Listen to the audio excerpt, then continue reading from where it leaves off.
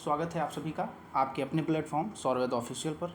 मैं आशा करता हूँ आप सभी स्वस्थ मस्त और ज़बरदस्त होंगे और आप सभी की तैयारी एकदम ज़ोरों शोरों के साथ चल रही होगी। तो जितने भी हमारे साथी UP triple SC special teacher recruitment जो 58 पोस्ट हैं उनमें अपना एक सिलेक्शन पक्का करना चाहते हैं, उसके लिए वो दिन रात मेहनत कर रहे हैं, तो उनका इस स्पेशल थ्योरी सीरीज में स्वागत है। तो दोस्तों, पिछली क्लासेस में हमने टाइप्स ऑफ डिसेबिलिटी के बारे में पढ़ा। उससे पिछली क्लास में हमने इंट्रोडक्शन टू डिसेबिलिटी के बारे में पढ़ा। सारी चीज़ें बेहतर तरीके से हमने कवर किया और आज हम एक कदम आगे बढ़ रहे हैं, जो कि हमारी यूनिट है, यूनिट 3, जिसका नाम है अदर डिसेबिलिटी। हिंदी में उसे अन्य दिव्यांगताओं के नाम से जानते हैं। अक्सर स्टूडेंट इस यूनिट को छोड़ देते हैं या हल्के में ले लेते हैं, लेकिन जो एग्जामिनर होता है यहीं से ऐसे सवाल उठाता है जो मेरिट तय करते हैं। आज की इस थ्योरी क्लास में हम इन बची हुई दिव्यांगताओं को प्रैक्टिकल उदाहरणों से समझेंगे और आपको एक एक कॉन्सेप्ट क्लास के अंदर ही याद हो जाएगा। इस तरीके से कवर करेंगे। तो बिना एक सेकंड भी बर्बाद किए अपनी कॉपी पेन निकाल लीजिए, क्योंकि आज कई सारे नए और इम्पॉर्टेंट पॉइंट्स आपको नोट करने हैं। स्क्रीन पर ध्यान दीजिए और चलिए शुरू करते हैं आज की धमाकेदार क्लास को। तो दोस्तों, हमारा जो टॉपिक है अदर डिसेबिलिटी, उसके बारे में हम पढ़ना शुरू करते हैं। तो बौद्धिक तंत्रिका संबंधी और अन्य चुनौतियों से लेकर समावेशी समाज की ओर जो हमारा कदम है, एक मिनट, हाँ, तो जो हमारा कदम है, यह परिस्थिति जो है ये आपको बुनियादी से उन्नत स्तर तक इन स्थितियों को समझने में क्या करेगी, मदद करेगी। मतलब इसमें हम ओवरऑल जो बची हुई दिव्यांगताएं हैं उनके बारे में हम क्या करेंगे, समझने की कोशिश करेंगे। ठीक है, क्योंकि जो हमारा समाज है वह विविध है और इन विविधता में कुछ ऐसे लोग भी शामिल हैं जो अदृश्य चुनौतियों का सामना करते हैं, मतलब जो छिपी हुई चुनौतियाँ हैं उनका सामना करते हैं। बौद्धिक विकलांगता, विशिष्ट अधिगम विकार मतलब स्पेसिफिक लर्निंग डिसऑर्डर, ऑटिज्म, मानसिक बीमारी, पुरानी तंत्रिका संबंधी स्थितियां और रक्त विकार, ये सभी अन्य विकलांगताओं की श्रेणी में आते हैं। ठीक है, तो ये जो स्थितियां हैं अक्सर बाहर से दिखाई नहीं देती हैं, लेकिन इनका प्रभाव व्यक्ति के दैनिक जीवन, शिक्षा और सामाजिक संबंधों पर गहरा होता है। इस प्रस्तुति में हम हर स्थिति को सरल भाषा में और उदाहरणों के साथ समझने की कोशिश करेंगे, ताकि हम एक अधिक संवेदनशील और समावेशी समाज क्या कर सकें, डेवलप कर सकें। ठीक है, तो इसी क्रम में बढ़ते हैं।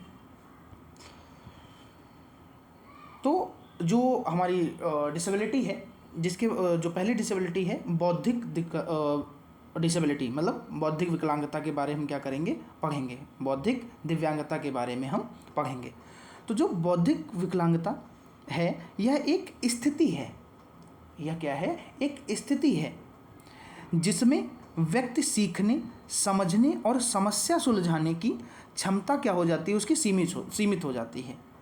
यह बचपन से दिखाई देने लगती है और पूरे जीवन में जीवन भर क्या रहती है, बनी रहती है। लेकिन सही समर्थन से ऐसे व्यक्ति एवं एक सार्थक और स्वतंत्र जीवन भी क्या कर सकते हैं, जी सकते हैं। मतलब एक सही समर्थन उनको अगर जो मिल जाए तो जो इस बीमारी मतलब इससे जो ये दिव्यांगता है, इससे जो ग्रसित लोग हैं वो क्या कर सकते हैं, मतलब एक सार्थक और स्वतंत्र जीवन क्या कर सकते हैं, जी सकते हैं। ठीक है, जैसे इसकी मुख्य पहचान कैसे क्या की जाती है, तो बौद्धिक विकलांगता के दो मुख्य लक्षण होते हैं। पहला कौन सा होता है, संज्ञानात्मक क्षमता में सीमा, मतलब लिमिटेशंस आ जाती हैं। कॉग्निटिव डेवलपमेंट में क्या आ जाती है, जो कॉग्निटिव एफिशिएंसी होती है उसमें क्या आ जाती है, लिमिटेशंस आ जाती हैं। आईक्यू लेवल क्या हो जाता है, इंटेलिजेंट कोशिएंट, इसका फुल फॉर्म पूछा जा सकता है।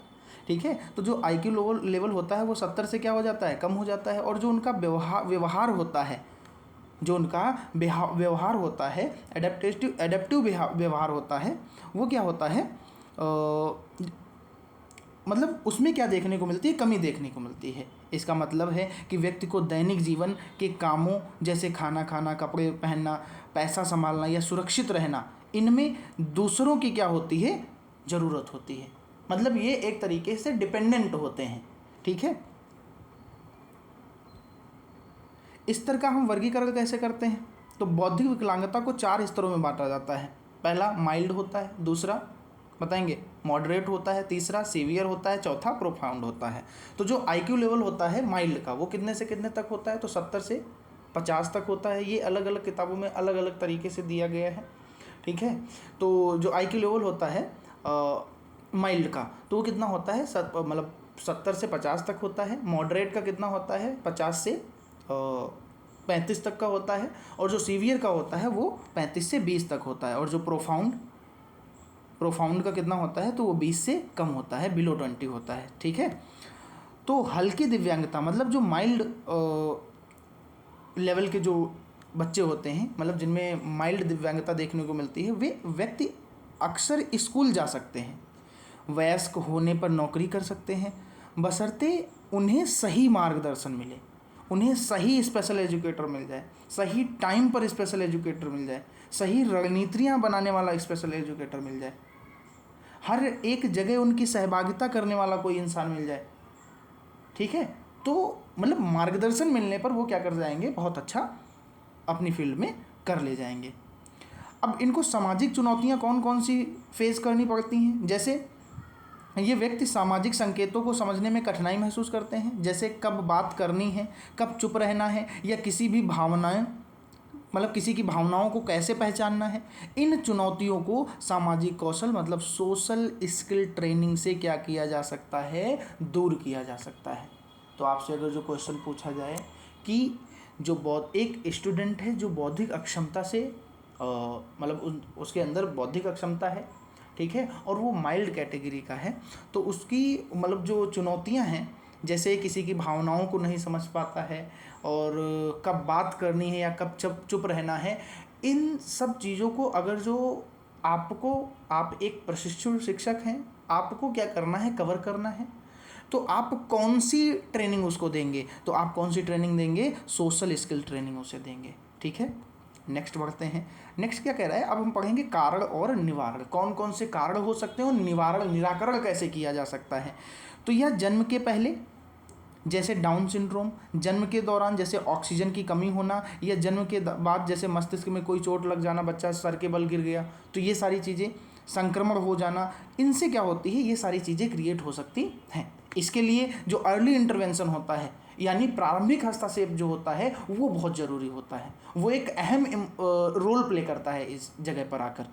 तो जो प्रारंभिक हस्तक्षेप है, अर्ली इंटरवेंशन है, और हाँ याद रखें जो अर्ली इंटरवेंशन की क्लास है, मतलब जो यूनिट 4 है, आपने अपना सिलेबस अपने पास में रख रखा होगा, आप देखेंगे कि जो आपका चौथी यूनिट है सेक्शन ए का, वो है अर्ली आइडेंटिफिकेशन एंड इंटरवेंशन, जिसमें हम कॉन्सेप्ट के बारे में पढ़ेंगे, नीड्स एंड इंपॉर्टेंस के बारे में पढ़ेंगे, स्क्रीनिंग के बारे में पढ़ेंगे, असेसमेंट के बारे में पढ़ेंगे, role of parents and community के बारे में पढ़ेंगे, early intervention models, home based, centre based, hospital based, और ट्रांजिशन टू स्कूल, इन सब चीज़ों को हम क्या करेंगे, नेक्स्ट क्लास में कवर करने वाले हैं, ठीक है। उसके लिए आपको चैनल के साथ जुड़े रहना होगा, जो कि सौरवेद ऑफिशियल पर नेक्स्ट क्लास आने वाली है, मतलब इसी चैनल पर आने वाली है। तो उसके लिए आपको चैनल को सब्सक्राइब कर लेना है, बेल आइकन को ज़रूर दबा देना है, ठीक है, और वीडियो को लाइक ज़रूर करना है।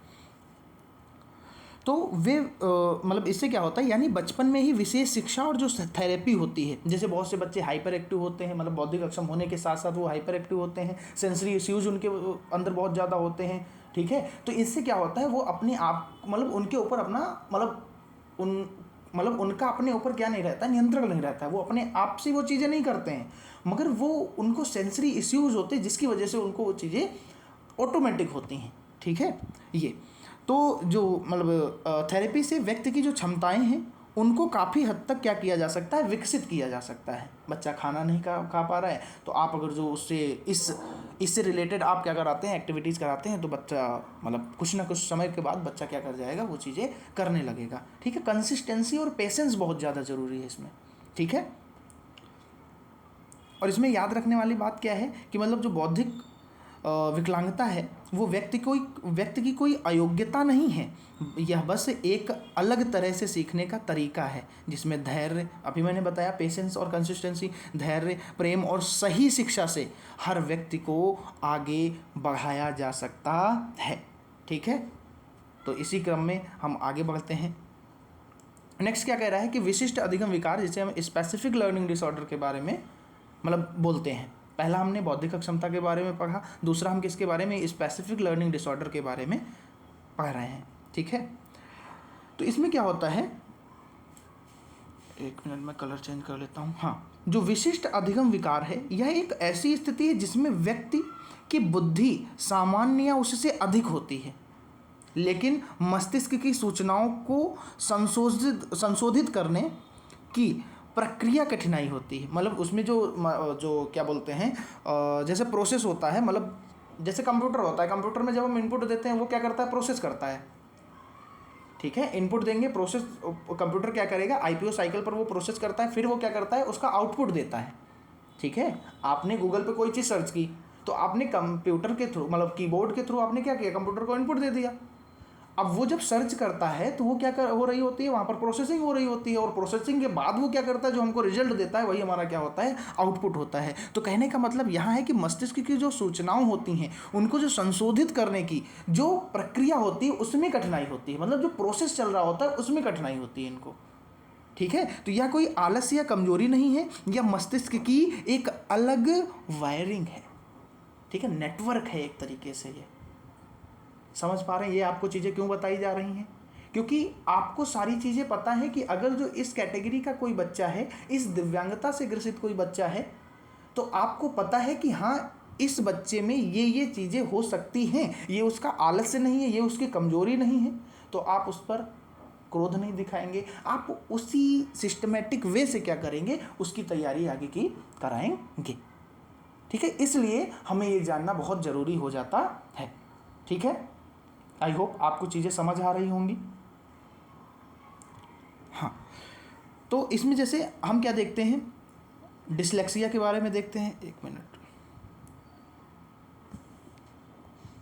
हाँ, आप सब यूपी टेट का पेपर दे के आए होंगे, उसमें मैंने क्लासेस में कराया भी है। जो डिसलेक्सिया है, क्या डिसलेक्सिया, इसमें क्या होता है, इसे पठन कठिनाई बोलते हैं। मतलब इसमें व्यक्ति को क्या होता है, अक्षर शब्दों को पहचानने, जोड़ने और समझने में क्या होती है, समस्या देखने को मिलती है, कठिनाई होती है। जैसे बा और दा में भ्रम होना, जैसे बी और डी में, ये बी और डी है यहाँ पर, बी और डी में क्या होती है, कन्फ्यूजन होती है बच्चे को। समझ पा रहे हैं आप, और ये हो गया। हाँ, बी और डी में कन्फ्यूजन होती है, शब्दों को उल्टा पढ़ना, ये दिक्कत देखने को मिलती है। एक ही पैराग्राफ को बार बार पढ़ना यह सबसे आम अधिगम विकार है, हर 10 में से 1 बच्चे को हो सकता है। ठीक है, यह जो डिसलेक्सिया है ये हर 10 में से 1 बच्चे को हो सकती है। डिस्ग्राफिया आता है इसी क्रम में, जिसमें क्या होती है, डिसग्राफिया। डिस मतलब ये एक निगेटिव सेंस देता है, ग्राफिया मतलब ग्राफ को निगेटिव सेंस में लेना है, मतलब उसमें कठिनाई होगी किससे, ग्राफ बनाने में, मतलब लिखने में। ठीक है, तो इसमें व्यक्ति को अक्षर बनाने, शब्दों को सही लिखने और हाथ की गति को नियंत्रित करने में कठिनाई होती है। उसकी लिखावट अक्सर अस्पष्ट, बेतरतीब, मतलब उसका कोई लॉजिक नहीं होता है लिखने का, मतलब उसमें कोई भी क्रमबद्धता नहीं देखने को मिलती है। वे सोच तो अच्छी रखते हैं लेकिन कागज़ पर उतार नहीं पाते हैं, मतलब उनके अंदर सोच, जो वो सोच रहे होते हैं उसको एक तरीके से लिख नहीं पाते हैं, उसको एक्सप्रेस करने में उनको क्या होती है, प्रॉब्लम देखने को मिलती है। बात करते हैं हम डिसकैलकुलिया की। मैंने आपको इमेजेस के थ्रू आपको भी समझाने की कोशिश की है। ठीक है, हर एक डिसऑर्डर को मैंने इमेजेस के थ्रू समझाया है। डिसकैलकुलिया में क्या होता है, इसमें बच्चे को गणित संबंधी प्रॉब्लम होती है। ठीक है, इसमें मतलब जो गणना संबंधी प्रॉब्लम देखने को मिलती है, क्योंकि इसमें व्यक्ति को संख्याओं, गिनती, जोड़ घटाना, गणितीय अवधारणाओं को समझने में चुनौती होती है। वे समय, दूरी जैसे पैसे का अनुमान लगाने में उनको क्या होती है, कठिनाई महसूस होती है। तो ये थी हमारी 3 डिसेबिलिटी डिसऑर्डर जो अधिगम से रिलेटेड थे। ठीक है, जैसे हम यहाँ पर एक उदाहरण ले सकते हैं, प्रसिद्ध उदाहरण है कि अल्बर्ट आइंस्टीन हो गए, थॉमस एडिसन हो गए, स्टीवन स्पीलबर्ग हो गए, ये महान व्यक्ति डिसलेक्सिया से ग्रस्त थे। मतलब ये जो महान व्यक्ति हैं, अल्बर्ट आइंस्टीन हो गए, थॉमस एडिसन हो गए, स्टीवन स्पीलबर्ग हो गए। थॉमस एडिसन ने क्या किया था, थॉमस एल्वा एडिसन ने क्या किया था, बल्ब की खोज की थी। ठीक है, उन्होंने क्या किया था एक बार, मतलब उन्होंने यही तो सोचा था कि मतलब ये चिड़िया कैसे उड़ती है, और चिड़िया अगर उड़ सकती है तो मैं क्यों नहीं उड़ सकता हूँ। फिर उन्होंने देखा कि चिड़िया कीड़े मकोड़े खाती है। अच्छा, तो ऐसा लगता है, मतलब हमें ऐसा लगता है कि मतलब चिड़िया कीड़े मकोड़े खाती है इसलिए उड़ पाती है। तो उसने जो थॉमस अल्वा एडिसन थे उन्होंने क्या किया, कीड़ों मकोड़ों को इकट्ठा किया और एक घोल बनाया उसका, और खुद नहीं पिया, और किसको दे दिया, जो उनकी मेड थी उनकी बेटी को दे दिया। उसको पिला देते हैं कि मेरे पास एक ऐसा लिक्विड है जिसको पीने से तुम उड़ने लगोगी चिड़िया की तरह। उस बच्ची ने पी लिया तो वो बीमार हो गई। एक बार की और बात है, वो क्या करते हैं, थॉमस अल्वा एडिसन देखते हैं कि मदर के साथ जा रहे होते हैं और देखते हैं कि एक मुर्गी अपने अंडे पर बैठी हुई है। तो पूछता है कि मॉम, ये बच्चा, मतलब ये जो मुर्गी है ये अंडे पर क्यों बैठी है? तो वो बोलती हैं कि ये अपने बच्चे को सेह रही है। अभी ये बैठी है, कुछ समय के बाद इसके अंडे से बच्चा निकल आएगा। तो वो भी क्या खरीद के लाता है, बहुत सारे अंडे खरीद के लाता है, और फिर उस पर क्या हो जाता है, बैठ जाता है, और जैसे ही बैठता है तो अंडे टूट जाते हैं, फिर होती है कुटाई।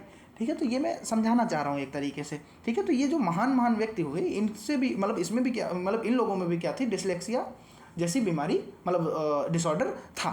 डिसलेक्सिया में क्या होता है, पठन संबंधी क्या होती है, प्रॉब्लम होती है। ठीक है, डिसलेक्सिया में पठन संबंधी क्या होती है, प्रॉब्लम होती है। इसका मतलब है कि अधिगम विकार सफलता की राह को नहीं रोक सकता है, बस रास्ता थोड़ा अलग हो सकता है। ठीक है, मदद कैसे करें, ऑडियो बुक्स, विजुअल एड्स का प्रयोग करें, अतिरिक्त समय देना कक्षाओं में, टच टाइपिंग और टेक्नोलॉजी का सहारा देना, आलोचना के बजाय प्रोत्साहन देना। मतलब हमें आलोचना नहीं करनी है कि तुम देखो नहीं कर पा रहे हो, सामने वाला बच्चा कर पा रहा है, तुम कर ही नहीं सकते, पता नहीं क्या करते हो, तो ऐसा हमें नहीं बोलना है।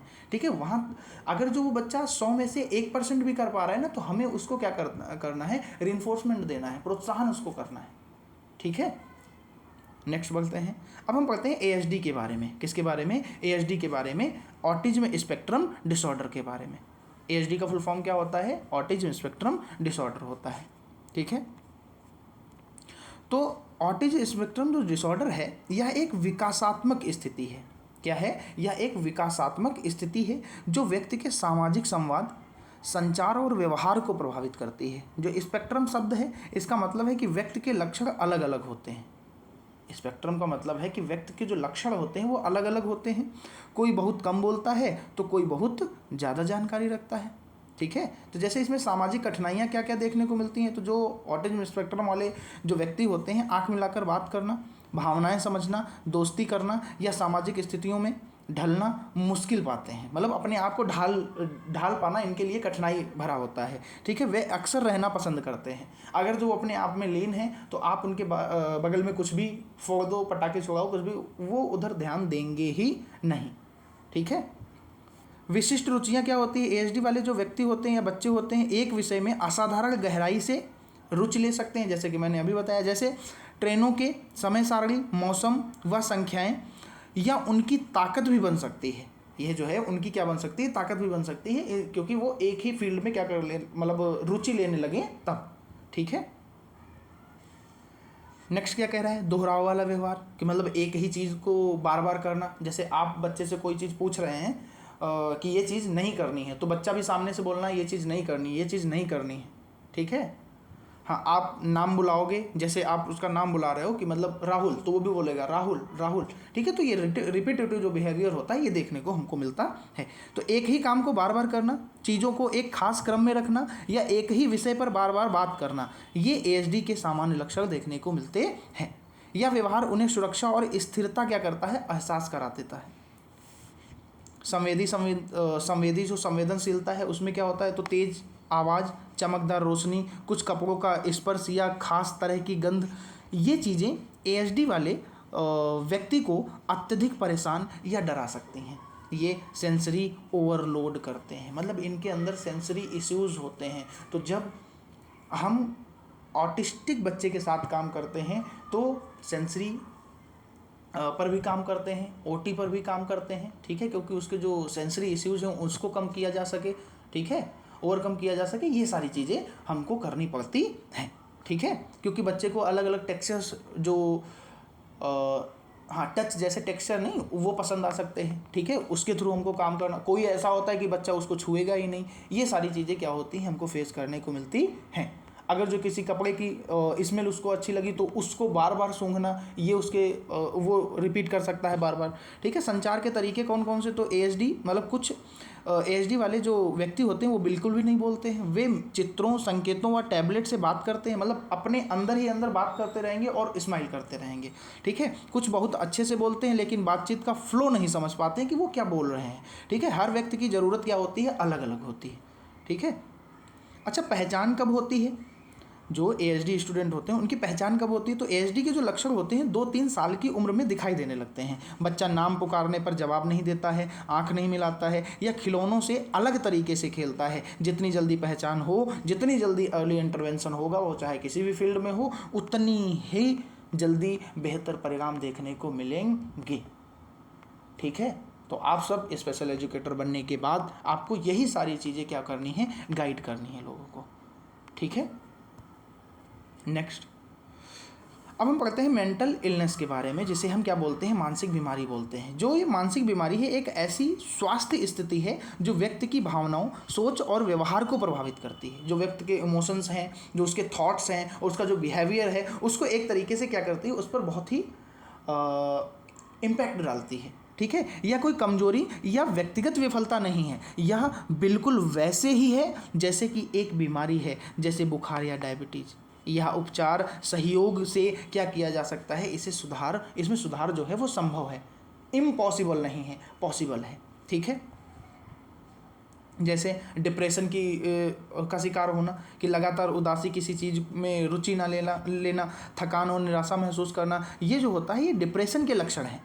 यह हफ्तों या महीनों तक रह सकता है। जैसे किसी को बहुत बड़ा सदमा लग गया तो वो अपने आप में ही क्या रहता है, लीन रहता है। जो इंसान बहुत ज़्यादा हंस रहा था चीज़ों को एक छोटे से चुटकुले पर, वो आज हंस नहीं रहा है। तो ऐसा नहीं है कि ये लॉन्ग टर्म रहने वाला है, एक ना एक दिन उसमें सुधार होगा। ठीक है, भारत में 4 में से 1 व्यक्ति अपने जीवन में कभी ना कभी डिप्रेशन का सामना करता है। हम में से हर एक डिप्रेशन बोलते हैं ना कि डिप्रेशन, आप तो बहुत ज़्यादा रील्स भी आ रही हैं इसकी, जिसको मतलब डिप्रेशन बोल के डिप्रेशन को क्या किया जा रहा है, एक्सप्लेन किया जा रहा है। ठीक है, कोई डिप्रेशन को डिस्प्लेसमेंट बोल रहा है। ठीक है, इस तरीके से। अन्य विकार कौन से हैं, तो जैसे बाइपोलर डिसऑर्डर हो गया, स्किज़ोफ्रेनिया, OCD, बाध्यकारी विकार हो गया, या फिर PTSD, ये सभी मानसिक बीमारियां हैं। जैसे OCD में क्या होता है, मतलब साफ़ सफाई का एक तरीके से, मतलब उनको साफ़ सफाई ज़्यादा पसंद होती है, साफ़ है तब भी वो क्या करेंगे, उसमें लगे रहेंगे। फिर हर एक का अपना अपना क्या होता है, लक्षण होता है, उसका उपचार होता है। ठीक है, चिंता विकार मतलब एंजाइटी डिसऑर्डर भी होता है। जैसे बिना वजह डरना, घबराना, दिल की धड़कन तेज हो जाना, अचानक से कोई आवाज़ आई तो दिल की धड़कनें अपने आप तेज हो गई। तो ये जो चिंता का विकार है, ये क्या है, मतलब ये सभी क्या है, ये चिंता के विकार के लक्षण हैं। यह इतना बढ़ सकता है कि व्यक्ति स्कूल, काम, सामाजिक जीवन से क्या होने लगता है, दूर होने लगता है। ठीक है, तो इसीलिए अगर जो कोई डिप्रेशन में जाता है, किसी को एंजाइटी हो जाती है, तो डॉक्टर क्या बोलते हैं, जाओ बाहर घूम के आओ। ठीक है, कुछ समय के लिए बाहर चले जाओ, वहाँ घूम के आओ, तो जो मन है वो बहल जाएगा। या फिर अकेले रहते हो तो साथ में रहना पसंद करो, मतलब लोगों के साथ बैठो, परिवार के साथ बैठो। ये सारी चीज़ें डॉक्टर भी सजेस्ट करता है, क्योंकि इन सब चीज़ों में दवाइयों का काम बहुत ही कम होता है। ठीक है, उपचार के तरीके जैसे दवाइयाँ, थेरेपी और जीवन शैली में बदलाव। किसमें, जीवन शैली में बदलाव क्या करता है, एक अहम रोल प्ले करता है। ठीक है, इन तीनों के मेल से जो मानसिक बीमारी है उसमें काफ़ी सुधार हो सकता है। परिवार और समाज का सहयोग, किसका, परिवार और समाज का सहयोग सबसे बड़ी दवाई है। ठीक है, तो जो मानसिक स्वास्थ्य, शारीरिक स्वास्थ्य जितना ही जरूरी है, जिस तरह टूटी हुई टांग का इलाज हो सकता है, उसी तरह टूटे हुए मन का भी इलाज हो सकता है। ठीक है, नेक्स्ट क्या कह रहा है, जिसे हम क्रोनिक न्यूरोलॉजिकल डिसऑर्डर बोलते हैं। क्या बोलते हैं, क्रोनिक न्यूरोलॉजिकल डिसऑर्डर की बात करते हैं। तो इसमें क्या होता है, हाँ, तो यह जो है, यह एक तंत्रिका संबंधी स्थितियां हैं, वे बीमारियां हैं जो मस्तिष्क हो गया, रीढ़ की हड्डी और नसों को प्रभावित करती हैं। आपको याद ही आ रहा होगा, न्यूरो सर्जन के पास जाते हैं, न्यूरोलॉजिस्ट के पास जाते हैं। ठीक है, तो न्यूरो मतलब तंत्रिका तंत्र। ठीक है। तो ये अक्सर दीर्घकालिक होती हैं, मतलब क्रॉनिक होती हैं, दीर्घकालिक होती हैं, यानी पूरी ज़िंदगी साथ रहती हैं, लेकिन सही प्रबंधन से, मतलब सही उपचार से, सही ट्रीटमेंट से, सही बिहेवियर से, सही व्यक्ति के साथ से एक सामान्य जीवन क्या किया जा सकता है, जिया जा सकता है।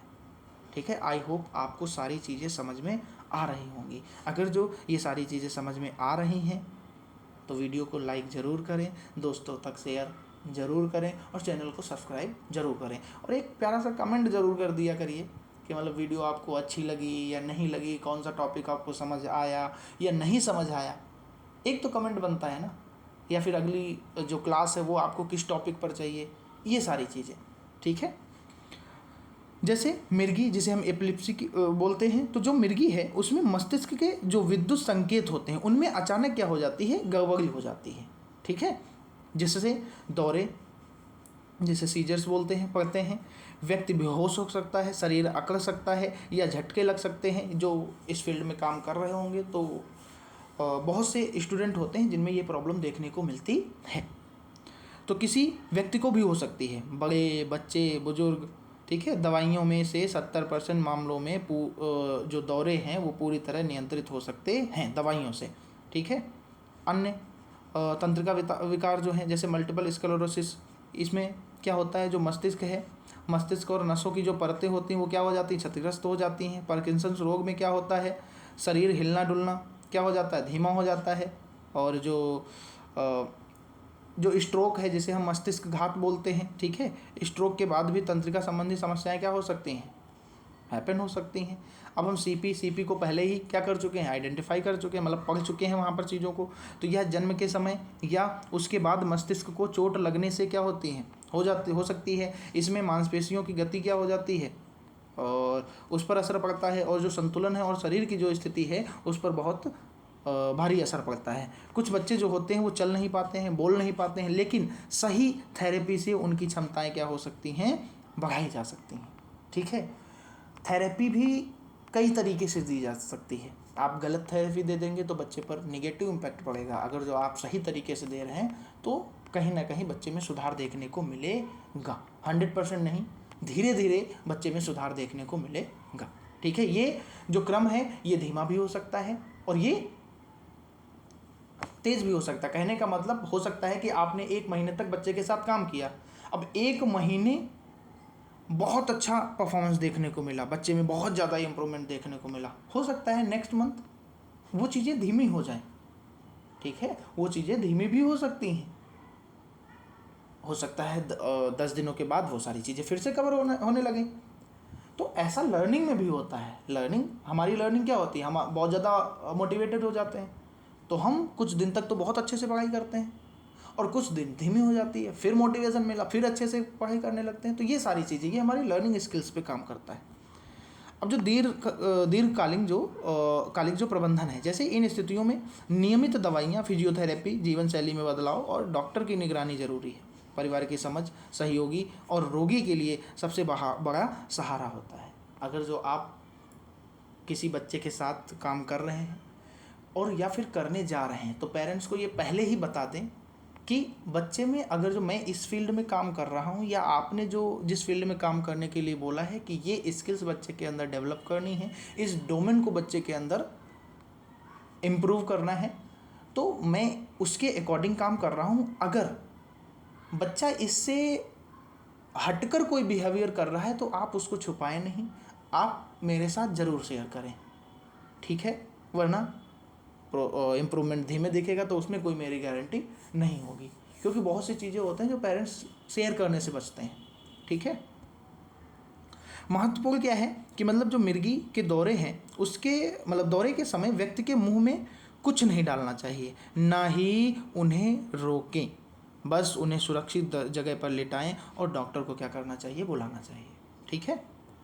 नेक्स्ट अब हम पढ़ते हैं ब्लड डिसऑर्डर के बारे में। किसके बारे में, ब्लड डिसऑर्डर के बारे में। रक्त विकार वे स्थितियां हैं जिनमें खून बनने, जमने, ऑक्सीजन पहुंचाने की जो प्रक्रिया होती है उसमें समस्या होती है। इनमें कई आनुवांशिक मतलब जेनेटिक होती हैं, यानी माता पिता से बच्चों में आती हैं।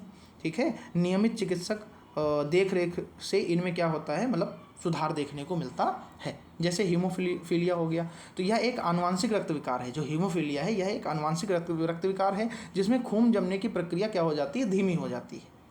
ठीक है, छोटी सी चोट कट लग जाने पर खून बहुत देर तक बहता रहता है। यह ज़्यादातर लड़कों में देखने को मिलता है। ठीक है, जैसे फैक्टर इंजेक्शन से इलाज होता है और व्यक्ति सामान्य जीवन जी सकता है। जोड़ों में खून भरना, बिना वजह नील पकड़ना, नाक या मसूड़ों से खून आना। ठीक है, जैसे थैलेसीमिया हो गया। थैलेसीमिया में शरीर हीमोग्लोबिन, खून का लाल रंग द्रव्य और ठीक से नहीं बन पाता है। इसमें जो होता है खून की कमी, जैसे एनीमिया हो जाती है। गंभीर मामलों में मरीज को हर 3 से 4 हफ्ते में खून चढ़वाना पड़ता है और इसकी वजह से क्या होता है, थकान और कमजोरी होती है, सांस लेने में तकलीफ होती है, त्वचा का पीला पड़ना। ठीक है, और बच्चों का विकास क्या हो जाता है, धीमा हो जाता है, डेवलपमेंटल डिले वहाँ पर देखने को मिलता है। ठीक है, खून की जांच जो ब्लड टेस्ट होता है से इसकी पहचान होती है और बोन मैरो ट्रांसप्लांट से भी क्या होता है, इसका इलाज संभव है। ठीक है, जो 1 लाख, ये कुछ डाटा है, जो 1 लाख प्लस जो है भारत में थैलेसीमिया रोगी हैं। यह थैलेसीमिया एक प्रमुख केंद्र है, मतलब भारत थैलेसीमिया का एक प्रमुख केंद्र है। जैसे 500,000 मतलब जैसे 500,000 मतलब 5 लाख जो हीमोफीलिया रोगी हैं भारत में अनुमानित संख्या है। ठीक है, 25% वाहक दर मतलब कैरियर, कुछ भारतीय समुदायों में थैलेसीमिया जीन की दर। तो ये डेटा उतना इम्पॉर्टेंट नहीं है, मैं पहले ही बता दे रहा हूँ। इसके पीछे आप मत दौड़ें। ठीक है, इसके पीछे आप बिल्कुल भी मत दौड़ें, ऐसा डेटा एग्जाम में पूछा नहीं जाता है। ठीक है, आपको जो बता रहा हूँ वो आप सिर्फ और सिर्फ लिखते जाइए और उसको याद करते जाइए। ठीक है, नेक्स्ट। अच्छा, ये जो स्थितियाँ हमने पढ़ी इनको समझने के जो महत्वपूर्ण बिंदु हैं, ठीक है, जो बिंदु हैं, जो महत्वपूर्ण इंपॉर्टेंट पॉइंट्स हैं उनको, जैसे अदर डिसेबिलिटी में हमने किसके बारे में पढ़ा, हमने इंटेलेक्चुअल डिसेबिलिटी के बारे में पढ़ा, हमने स्पेसिफिक लर्निंग डिसऑर्डर के बारे में पढ़ा कि नहीं पढ़ा। ठीक है, जिसमें हमने डिसलेक्सिया के बारे में पढ़ा, जिसमें हमने डिस्ग्राफिया के बारे में पढ़ा, डिस्कैल्कुलिया के बारे में पढ़ा। ठीक है, और जो डिस्फेजिया है इसके बारे में हम नेक्स्ट क्लास में बात करेंगे। ऑटिज्म स्पेक्ट्रम डिसऑर्डर के बारे में पढ़ा। अभी मैंने इसमें वो चीज़ें कराई हैं जो आपके इस यूनिट में दी गई हैं। मेंटल इलनेस दी गई है तो उसके बारे में पढ़ा, क्रोनिक न्यूरोलॉजिकल कंडीशन के बारे में पढ़ा, ब्लड डिसऑर्डर के बारे में हमने क्या कर लिया, कवर कर लिया। तो ये जो स्थितियाँ हैं इनको समझने के लिए जो मुख्य बिंदु हैं उनको मैंने समझाने की कोशिश की है कि जैसे अन्य विकलांगता को समझने के लिए, एक मिनट, हाँ, इसको समझने के लिए कुछ मूलभूत बातें जानना जरूरी हैं। ये बातें हमें बेहद संवेदनशील और सहायक दृष्टिकोण क्या करती हैं, हमें विकसित करती हैं। जैसे जन्मजात या प्रारंभिक विकास से संबंधित अदृश्य विकलांगता को पहचानना बहुत ज़रूरी है। ठीक है, हर व्यक्ति की ज़रूरत अलग अलग होती है और समय समय पर जैसे अर्ली डिटेक्शन, ठीक है, समय समय पर पहचान या ये क्या कर देती है, एक तरीके से बहुत ही कामगार साबित होती है।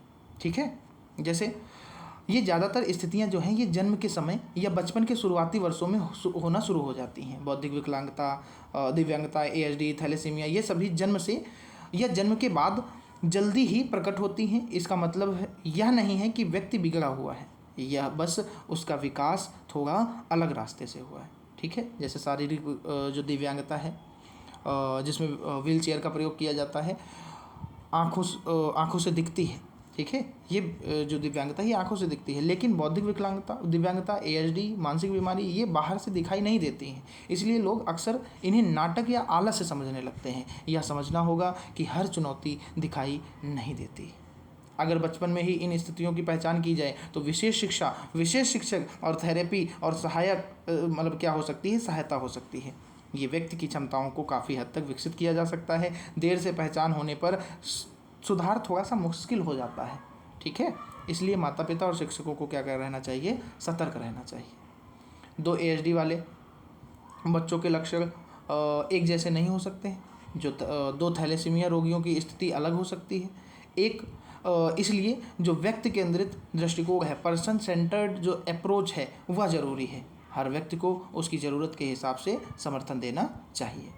ठीक है, समर्थन और समावेश की बात करते हैं। किसकी बात करते हैं, समर्थन और समावेश की बात करते हैं कि हमारी जिम्मेदारी कौन कौन सी है। जैसे दिव्यांगता वाले व्यक्तियों को समाज में बराबर स्थान दिलाना सिर्फ कानून का काम नहीं है, बल्कि यह हम सबकी सामूहिक जिम्मेदारी है। सहानुभूति, धैर्य और सही जानकारी, ये तीनों चीज़ें सबसे बड़ा बदलाव ला सकती हैं। जैसे सहानुभूति और धैर्य, शिक्षा में अनुकूलन, एडेप्टेशन की बात की जाती है। अधिकार मतलब कानूनी अधिकार, RPWD एक्ट 2016। हाँ, इसमें बहुत से लोगों ने मतलब कुछ लोगों ने कमेंट किया है कि सर RPWD एक्ट जो 2016 है उसको बेसिक से समझा दीजिए, मतलब एक थ्योरी क्लास ले आइए। तो बिल्कुल मैं उस पर काम कर रहा हूँ। कल या परसों में मैं एक वीडियो आप लोगों के सामने लेकर आऊँगा। ठीक है, उसके लिए आपको ज़्यादा से ज़्यादा लोगों तक शेयर करना होगा। ठीक है, जिससे मुझे मोटिवेशन मिले, क्योंकि मुझे भी काम करना होता है इस पर, डेटा को कलेक्ट करना होता है, तभी ये सारी चीज़ें आपके सामने आ पाती हैं। ठीक है, वरना ये सारी चीज़ें आप ही ना ढूंढ लें। समझ पा रहे हैं ना? ठीक है, इसमें क्या होता है, परिवार का सहयोग बहुत ज़रूरी है। माता पिता और परिवार सबसे पहला सहारा होता है। जैसे मैंने कल एक वीडियो में बात की थी कि जो हेलन केलर थी, उनकी जो सबसे पहली गुरु बनी थी, उनकी माँ बनी थी। ठीक है, स्कूल की भूमिका, शिक्षक को सहपाठी समावेश बनाते हैं, शिक्षक और जो सहपाठी समावेश बनाते हैं। ठीक है, समाज की जिम्मेदारी, भेदभाव छोड़ें और अपनाना सीखें। सरकारी नीतियाँ, कानून और योजनाएं अधिकार दिलाती हैं। ठीक है, अब निष्कर्ष क्या निकलता है इन चीज़ों को पढ़ने का?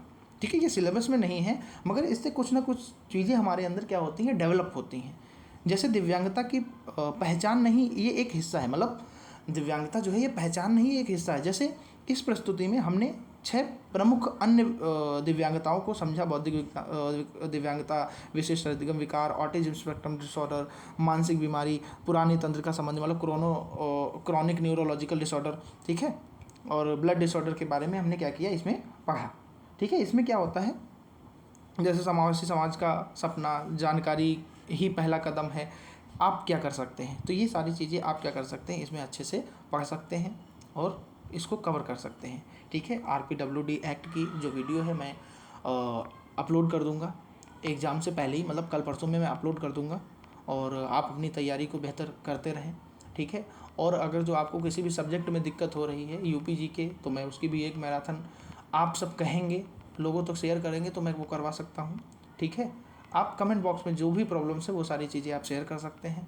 ठीक है, और बस यही था, यहीं पर हमारी क्लास क्या होती है, समाप्त होती है। अगर जो ये वीडियो आपको पसंद आई है और हमारे नोट्स आपको एग्ज़ाम ओरिएंटेड लगे हैं, रिलेवेंट लगी हैं चीज़ें, तो आप एक शेयर तो बनता है कि अपने दोस्तों तक शेयर कर दें। ठीक है, छुपाना नहीं है कि हमें नोट्स मिल गए हैं तो हमारे दूसरे दोस्त को ये नोट्स ना मिल पाए। ठीक है, ऐसा नहीं है। ठीक है, हर एक को देखो, सबकी अपनी अपनी लर्निंग स्किल्स होती हैं, सबका अपना अपना सोचने का तरीका होता है। ठीक है, तो ऐसा हमें नहीं सोचना चाहिए। अगर जो कोई भी तैयारी कर रहा है तो उसके पास ये वीडियो ज़रूर शेयर करें। ठीक है, और आज का मैंने कुछ होमवर्क पूछा था आप लोगों से, मतलब होमवर्क दिया था कल, और आपने उसका कमेंट नहीं किया। आपको तो बताना चाहिए ना कमेंट बॉक्स में। ठीक है, तो यही थी आज की हमारी क्लास, अदर डिसेबिलिटीज़ की कंप्लीट थ्योरी क्लास थी। मुझे उम्मीद है कि आज जो भी अन्य दिव्यांगताओं के बारे में हमने पढ़ा वो सब आपको अच्छे से समझ आ गया होगा। अपने शॉर्ट नोट्स साथ के साथ रिवाइज करते रहिएगा जो आपने पिछला पढ़ा है। और यहाँ पर एक ज़रूरी अनाउंसमेंट मैं कर देता हूँ, जैसा कि मैंने पहले कर भी रखी है, कि जो कल क्लास आएगी, जो नेक्स्ट क्लास है, वो क्योंकि वो बहुत ही ज़रूरी होने वाली है, सबसे महत्वपूर्ण होने वाली क्लास है, क्योंकि कल हम एक ऐसा टॉपिक पढ़ने जा रहे हैं जो स्पेशल एजुकेशन की रीढ़ की हड्डी माना जाता है। मतलब वहाँ से क्वेश्चंस बहुत ज़्यादा पूछे जाते हैं, जिसे बोलते हैं अर्ली आइडेंटिफिकेशन एंड इंटरवेंशन। ठीक है, शीघ्र पहचान और हस्तक्षेप। आज पुराने पेपर को उठाकर देख लीजिएगा। पुराना पेपर इसका तो नहीं मिलेगा, मगर पुराने पेपर्स देखिएगा। इस टॉपिक से मतलब ज़्यादा ही क्वेश्चन देखने को आपको मिलेंगे, अगर जो आप क्वेश्चंस को ढूंढेंगे। कल हम जानेंगे कि कैसे एक स्पेशल टीचर बच्चों में दिव्यांगता की शुरुआत से ही पहचान करके उनका क्या करता है, सही समय पर इलाज, मतलब जो ज़रूरी हस्तक्षेप है वो करता है और मदद शुरू कर सकता है। कल ठीक इसी समय आपको ये वीडियो आपके यूट्यूब चैनल सौरवेद ऑफिशियल पर मिल जाएगी, ठीक है, जिसे आपको बिल्कुल भी मिस नहीं करना है, ठीक है। और